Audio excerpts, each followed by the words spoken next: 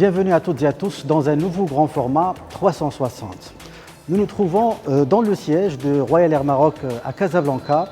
La compagnie nationale traverse de fortes turbulences suite à une crise sanitaire qui a porté un coup d'arrêt brutal au transport aérien. Alors pour éviter le crash, cette entreprise publique s'est lancée dans un plan social qui fait beaucoup de remous, surtout que l'État a décidé d'apporter un soutien de 6 milliards de dirhams. Alors pour parler de tout ça, nous avons rendez-vous avec Abdelhamid Addou qui tient les manettes de la rame depuis 2016 et que nous retrouvons tout de suite.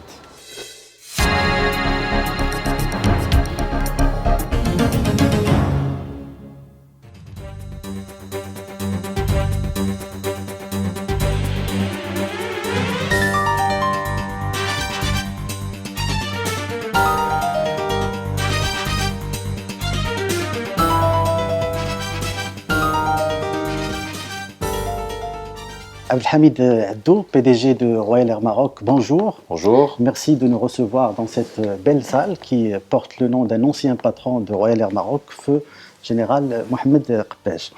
Alors, le groupe Royal Air Maroc fait face à une situation de crise exceptionnelle. L'activité est quasi inexistante depuis plus de 8 mois, mis à part quelques vols spéciaux. Alors, comment se porte aujourd'hui Royal Air Maroc? À combien s'élèvent les pertes de la compagnie? Est-ce que vous pouvez nous partager avec nous les derniers chiffres dont vous disposez? Tout d'abord, bonjour. Merci d'avoir accepté de venir ici, au siège de Royal Air Maroc, dans cette salle mythique. Ce siège qui a connu beaucoup de crises sur ses 60 ans d'existence, cette compagnie aérienne qui a traversé différentes péripéties. Et celle-ci n'est pas des moindres, puisque c'est une crise mondiale sanitaire qui a touché, à mon sens, l'économie mondiale dans l'absolu, mais surtout les compagnies aériennes. Et je dois admettre que notre ADN est un ADN solide. Alhamdoulilah, nous avons toujours su nous relever et trouver les ressources qu'il fallait, la créativité qu'il fallait, le dynamisme des équipes qu'il fallait pour sortir de cette crise. Donc je suis extrêmement confiant. Nous sortirons renforcés de cette crise à tous les niveaux, aussi bien en termes d'innovation, en termes de dynamisme, en termes d'efficacité. Nous sommes en train de réviser beaucoup de process de manière à être encore plus orientés vers nos clients, encore davantage tournés vers nos clients et je dirais en plaçant davantage notre client au centre de toutes nos préoccupations, que le client soit interne, donc employé de Royal Air Maroc, ou externe. Alors, pour répondre concrètement à votre question sur les chiffres, effectivement, l'année avait bien démarré. Notre année fiscale, comme vous le savez, elle démarre le 1er novembre. Donc du 1er novembre 2019... Jusqu'à fin octobre. Jusqu'à fin octobre. Donc du 1er novembre 2019 à fin février 2020, nous étions sur une croissance à deux chiffres. On était à plus 10% en termes de trafic et de chiffre d'affaires. Donc je dirais l'activité était dans une excellente direction en partant d'un historique de 2018 et surtout de 2017 qui était très très bon. Donc nous étions en croissance par rapport à 2018 mais aussi par rapport à 2017. Arrive cette pandémie qui a cloué tous les avions au sol et les avions de toutes les compagnies aériennes du monde quasiment qui sont retrouvés sans trafic. Donc la chute a été vertigineuse, nous sommes passés d'un chiffre d'affaires de X à 0 du jour au lendemain et cette chute vertigineuse a fait qu'elle a détérioré de manière sévère nos finances, les finances de l'entreprise. Alors, heureusement que nous avions un niveau de cash flow et de trésorerie qui était très bon, qui était même supérieur à ce que nous avions eu les années précédentes et qui nous a permis de tenir pendant plusieurs mois, en fait jusqu'à la fin de l'été, sans avoir recours à une quelconque aide de l'État. Mais concrètement, l'année 2020 se terminera avec un déficit d'à peu près 3,5 milliards de dirhams, qui est tout simplement la conséquence de l'arrêt de tout chiffre d'affaires.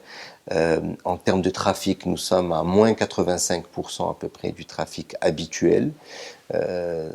C'est dire les effets de cette crise sur notre compagnie aérienne et sur toutes les compagnies aériennes Et le chiffre d'affaires, vous étiez à 16 milliards de dirhams en 2019, en Nous n'avons 2020, pas encore arrêté les derniers chiffres d'affaires, mais nous serons autour de 5 milliards à peu près. 5 milliards de dirhams. Bien. Alors, juste après la clôture de l'exercice fiscal, vous avez réuni le conseil d'administration de Royal Air Maroc et les administrateurs, ils ont donné leur feu vert pour une opération d'augmentation de capital pour un montant de 3,4 milliards de dirhams. C'était en novembre. Alors, est-ce que vous avez déjà bouclé cette opération et à quoi serviront ces 3,4 milliards de dirhams? Très bien. Alors, cette augmentation de capital ainsi qu'une dette garantie par l'État font partie d'une convention que Royal Air Maroc a signée avec ses principaux actionnaires, que sont l'État et le fonds Hassan II. Cette convention a été finalisée l'été dernier, puisque nous avions déjà les tendances et les perspectives de fin d'année.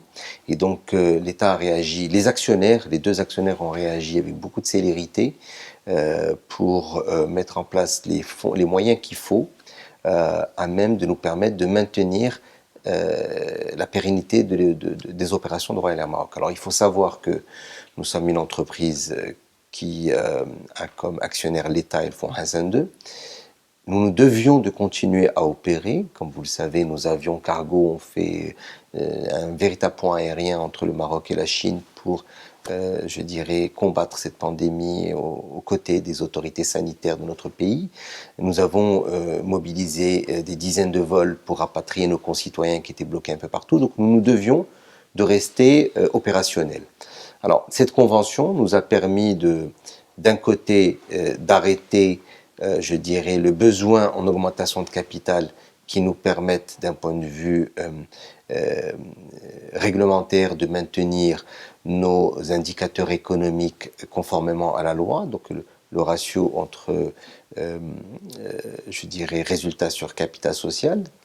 Et ça nous a permis donc de corriger, je dirais, ce décalage de manière à être conforme à la loi. Et la dette qui est garantie par l'État, que nous n'avons pas encore levée, nous sommes encore en discussion avec les banques. Cette dette va nous permettre d'éponger le passif, donc un certain nombre d'engagements que nous avions en 2019 et en 2020 et que nous n'avions pas pu honorer faute de rentrée d'argent. Alors justement, la partie dette bancaire, parce qu'il y a le soutien de l'État, c'est 6 milliards de dirhams, dont 2,4 milliards de dirhams sous forme de crédit garanti par l'État. Alors certains médias ont fait écho d'une réponse défavorable de certaines institutions bancaires. Est-ce que c'est toujours le cas? Est-ce que vous avez du mal à mobiliser des crédits auprès des banques? Pas du tout. Le chantier est en cours, les discussions sont en cours. Elles ont pris beaucoup de temps, effectivement. Nous aurions pu être plus efficaces et plus rapides.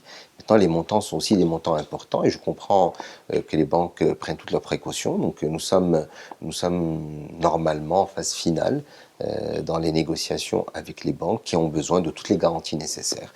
Aujourd'hui, il n'y a ni blocage, ni... Est-ce que la garantie de l'État ne suffit pas? Puisque ce sont des crédits garantis par Évidemment, j'imagine que ça doit suffire, mais il ne s'agit pas que de la garantie de l'État. Je pense qu'il y a un certain nombre de conditions. Les banques font leur travail et à nous de répondre à toutes ces questions. Bien, est-ce qu'il y aura d'autres opérations d'augmentation de capital?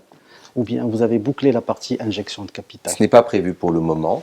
Maintenant, nous ne savons pas comment cette pandémie va évoluer. Je veux dire, si l'activité reprend son cours normal rapidement, même très rapidement, nous pourrions pouvoir redémarrer dans des meilleures conditions. Alors j'ai une question sur ce qu'on pourrait appeler le cadre contractuel qui vous lie à l'État actionnaire. Vous avez parlé tout à l'heure d'une convention signée en août. Et justement, début août, le ministre des Finances a affirmé que le déblocage de l'aide de l'État ne se fera pas d'un seul coup, mais il se fera au fur et à mesure de la réalisation de certains objectifs dans le cadre du plan de sauvetage. Alors, quels sont les objectifs sur lesquels vous vous êtes engagé vis-à-vis de l'État actionnaire? Écoutez, logiquement, l'État a injecté de quoi faire une augmentation de capital. L'État et le fonds Hassan II, en tant qu'actionnaires, ont demandé aussi une cure d'amaigrissement de Royal Air Maroc. Donc nous sommes allés et nous avons dû, je dirais, lancer un plan d'austérité drastique qui nous a permis d'économiser plus de 1 milliard de dirhams sur les dépenses qui étaient prévues en 2020 et sur, je dirais, des engagements que nous aurions dû prendre. Nous avons dû aussi lancer malheureusement un plan social. Le fait que nous n'ayons pas d'activité a fait que d'un côté, nous étions obligés de céder certains actifs, certains avions, et de l'autre côté, je dirais, de lancer un plan social, aussi bien à travers des négociations directes avec les employés dans le cadre d'un plan de départ volontaire, que aussi dans le cadre d'un plan de licenciement économique, pour à peu près 858 employés du groupe Royal Air Maroc. Donc c'était des engagements importants pris vis-à-vis de nos actionnaires, à même de diminuer nos charges pour mieux répondre à la situation actuelle. Alors, où en est votre plan de cession de la flotte? Puisque vous en avez parlé, vous avez manifesté à maintes reprises votre intention de céder 30% de la flotte. Est-ce que c'est toujours à l'ordre du jour? Oui, oui. Encore une fois, nous le faisons de manière prudente, pour deux raisons. La première, c'est que nous ne savons pas comment la demande mondiale en termes de trafic va reprendre. Aujourd'hui, cette demande est atone. Si la demande reprend de manière plus positive et plus intéressante, effectivement, nous serions amenés à avoir besoin de capacités. D'un autre côté, le marché mondial des avions est lui aussi saturé, puisque comme vous pouvez l'imaginer, beaucoup de grandes entreprises, y compris les grandes compagnies aériennes européennes comme Lufthansa, ont cédé en centaines d'avions. Donc il y a une saturation de l'offre en avions, et il ne s'agit pas de brader ces actifs. L'objectif est, si nous devons céder des avions, d'en maximiser le retour. Est-ce que le moment est propice pour céder? C'est pour ça que ça se fait par étapes. Cette cession se fait par étapes. On a parlé de 30%, c'est-à-dire de 20 avions qui ne seront pas cédés d'un seul coup. Ça se fera par étapes. Donc en ce moment, nous allons bientôt, dans les jours qui viennent, lancer un appel d'offres international pour céder 6 avions qui seront des Boeing 737-700, qui sont les plus anciennes machines que nous avons dans notre portefeuille. Pour, je dirais, la petite histoire, nous étions censés céder ces avions, mais dans 2 ans. La crise a accéléré cette cession, au même titre que la crise a accéléré l'arrêt de la 380 pour beaucoup de compagnies aériennes. Donc nous allons céder ces 737-700 plus tôt que prévu. Voilà, donc ce seront les premières machines qui seront cédées. Alors, 20 avions, dont 4 Embraer. Je voudrais clarifier la situation de ces 4 Embraer, parce que c'était prévu de vous débarrasser de ces 4 Embraer, sauf que 16 pilotes de ces Embraer font partie des pilotes licenciés par la direction de RAM.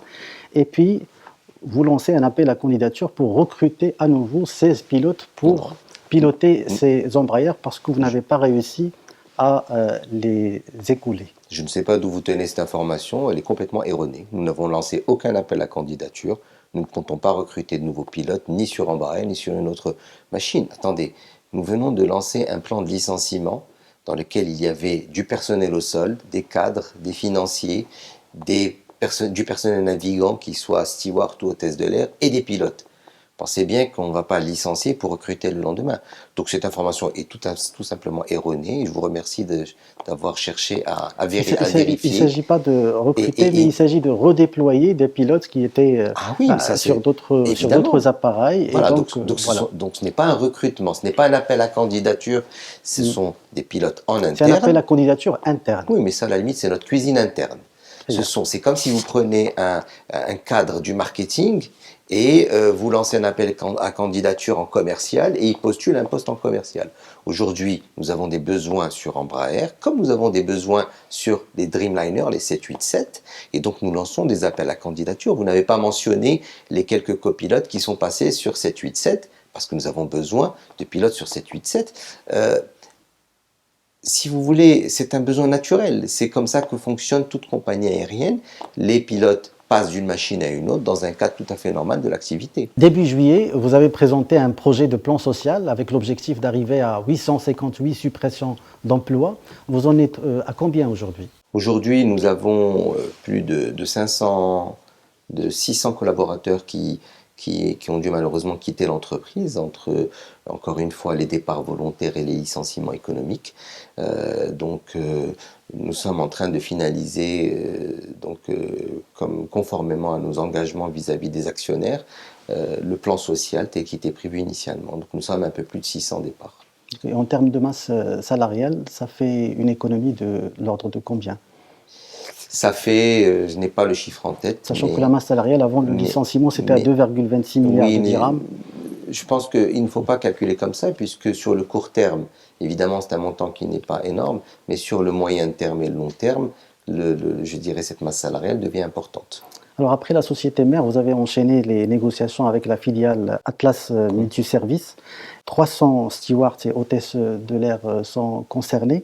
Est-ce qu'il faut s'attendre à une nouvelle vague de licenciements économiques? C'est justement, quand je parlais tout à l'heure de 858 départs, je parle de 858 départs au sein du groupe Royal Air Maroc, tout le groupe, dont AMS. Cette nouvelle vague, comme vous le dites, en fait, cette finalisation du plan de 858 concernera justement AMS. D'accord. Un mot sur le tourisme, c'est Abdelhamid Addou. Vous avez annoncé en début de semaine l'ouverture de 15 lignes reliant Marrakech, Agadir et Dakhla à des villes européennes. Est-ce qu'on peut voir dans cette annonce le signal du début de la reprise du secteur du tourisme et du secteur du transport aérien? Nous avons senti avec les professionnels du tourisme et avec l'ONMT, je dirais quelques frémissements. Attention, nous nous emballons pas, ce n'est pas l'euphorie. Le secteur est toujours en difficulté du fait de cette pandémie, mais nous avons senti quelques frémissements en termes de commandes, en termes de réservations et en termes de demandes par rapport à certaines destinations de notre pays, notamment Marrakech, Agadir et Dakhla. Et donc naturellement, nous avons, comme à chaque fois que notre pays traverse une crise comme celle-ci, nous avons répondu présent auprès de l'ONMT pour pouvoir mettre en place les capacités qu'il faut et le plus vite possible, de manière à pouvoir capter cette demande avant les fêtes de fin d'année, d'où l'annonce qui a été faite hier. Alors que répondez-vous à ceux qui estiment que vous avez pris un peu de retard avant de lancer ce programme de vol point à point? Les opérateurs du tourisme depuis juin, n'ont cessé de réclamer une forte implication de Royal Air Maroc. Est-ce qu'on peut espérer, avec ce nouveau programme de vol, de sauver au moins la saison d'hiver, sachant qu'on a déjà perdu, qu'on a déjà raté la saison estivale, la Toussaint et certainement le Noël? Alors, d'abord, ils le savent très bien. Nous sommes prêts depuis l'été. Donc, on aurait pu effectivement lancer ces vols dès l'été dernier et tout le monde est prêt. Ce n'est pas de la mauvaise volonté, c'est que la conjoncture mondiale ne le permettait pas. À quoi cela sert-il de lancer des vols à partir de certains marchés où les clients eux-mêmes sont confinés chez eux? Un Anglais, s'il doit venir au Maroc, quand il va retourner chez lui, il sera obligé de rester confiné 15 jours. Personne ne viendra, ne se déplacera dans ces conditions. En France, vous avez tous suivi l'actualité française, ils étaient en confinement jusqu'à il n'y a pas si longtemps. Donc cela ne sert strictement à rien de lancer des machines pour qu'elles soient à vide, enfin des avions pour qu'ils volent à vide. Donc de manière pragmatique, nous avons plutôt opté pour le bon moment pour lancer ces vols de manière à pouvoir les remplir au maximum et ramener un maximum de passagers chez nos hôteliers. Alors, est-ce qu'on va sauver la saison hiver? Non, nous n'allons pas sauver la saison hiver. La saison hiver a démarré le 1er octobre. Et comme vous l'avez si bien dit, nous avons déjà tous ensemble manqué la Toussaint, les vacances de la Toussaint. Mais ce n'est pas notre fête. Il y a une crise mondiale, une pandémie mondiale. Il n'y a aucune destination qui a réellement tiré son épingle du jeu pendant cet hiver. Est-ce que nous pourrons peut-être sauver le mois de décembre? Partiellement, oui. Cela étant dit, quelle que soit la capacité que nous injectons, c'est je dirais une toute petite part de ce qu'il y avait il y a 12 mois exactement au même moment. Donc nous allons essayer d'accompagner ce redémarrage. Encore une fois, nous sommes mobilisés, nous accompagnons du mieux que nous pouvons. Maintenant, la conjoncture est là, hein, et arrêtons de nous tirer une balle dans le pied. La situation est compliquée. Alors, soyons solidaires, marchons main dans la main pour essayer de générer un maximum d'arrivées pour notre pays. Alors, le lancement de ces vols est prévu pour le 15 décembre. Et généralement, les ventes commencent un mois à l'avance, voire plus. En fait, jusqu'à hier, j'ai vu que les billets ne sont pas encore disponibles sur la plateforme de vente. Alors, ce n'est pas optimal. Nous non plus, nous aurions préféré démarrer la commercialisation un mois avant les ventes. Maintenant, encore une fois, c'est une conjoncture exceptionnelle où la décision d'achat se fait à la dernière minute par le client et où nous suivons les tendances sanitaires des pays un par un quotidiennement. Donc, nous avons trouvé une fenêtre de tir qui s'est débloquée ce week-end, d'où le fait de programmer ces vols à partir d'hier. Alors, les 15 routes ne seront pas lancées en même temps. Il y a certaines routes qui ne posent aucun problème puisque les citoyens de ces pays peuvent se déplacer de manière complètement libre et voyager, notamment la France. Et donc, dans les machines, depuis hier, vous avez toute la province française sur Marrakech, vous avez Paris sur Agadir et d'autres villes. Nous avons aussi Bruxelles, qui est depuis hier. Nous avons aussi Madrid depuis hier. Londres prendra plus de temps puisque c'est plus compliqué pour nos clients anglais de quitter leur territoire pour venir, pour voyager ailleurs. Donc, pour toutes ces raisons, nous sommes encore une fois obligés d'être prudents pour y aller crescendo. Alors, n'oublions pas une chose, c'est que Royal Maroc est encore dans une crise, je dirais, traverse encore une crise financière importante. Nous ne pouvons pas prendre de risques majeurs qui risquent de déséquilibrer notre comptabilité et surtout nos moyens financiers en engageant des avions qui seraient vides, sans chiffre d'affaires, avec des coûts extrêmement importants. Donc, tout cela se fait avec beaucoup de prudence, mais avec beaucoup de volonté. Nous avons été très proactifs avec l'Office national marocain du tourisme. L'ONDA a répondu présent pour nous accompagner de A à Z en termes d'accompagnement à tous les niveaux. Et tout ça avec évidemment la tutelle, le ministère du Transport aérien et du Tourisme. Sans cette coordination et ce travail d'équipe depuis le début de cette crise, nous n'aurions pas pu réagir avec cette célérité. Alors concrètement, en quoi consiste le deal avec l'ONMT? Là, vous avez parlé de sièges vides. Est-ce qu'il y a un taux de remplissage sur lequel vous vous êtes engagé? C'est un contrat classique, c'est un accord classique de co-marketing, comme l'ONMT le fait avec toutes les compagnies aériennes low cost. Ils ont dupliqué le même modèle à ces vols-là. Nous sommes venus en leur disant, écoutez, voilà la possibilité, voilà les opportunités que nous vous proposons. Maintenant, ce sont des routes qui seront fortement déficitaires. Donc, essayons de trouver le moyen, si nous devons faire de la communication, au moins de financer une partie de ces campagnes de communication ensemble, et ainsi de suite.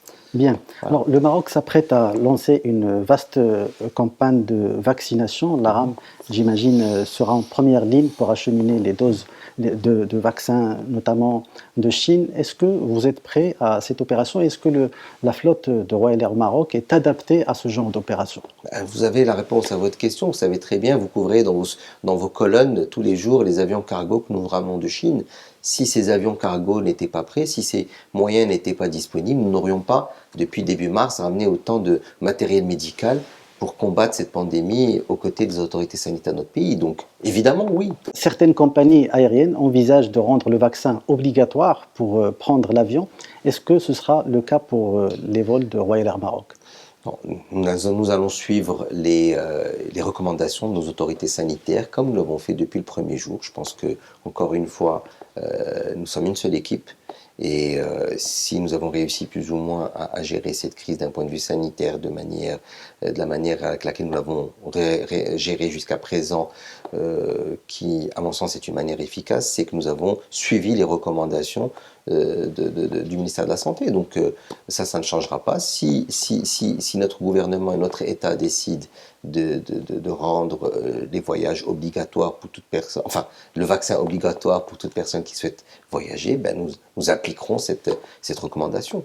Bon, vous aurez remarqué que, à part Qantas en Australie, aucune compagnie aérienne ne s'est positionnée par rapport à ce sujet, tout simplement parce que nous sommes tous en attente des décisions des autorités sanitaires de nos pays. Abdelhamid Addo, PDG de Royal Air Maroc, merci d'avoir répondu à nos questions. Merci à vous, chers internautes, d'avoir suivi cette émission. À très bientôt. Merci.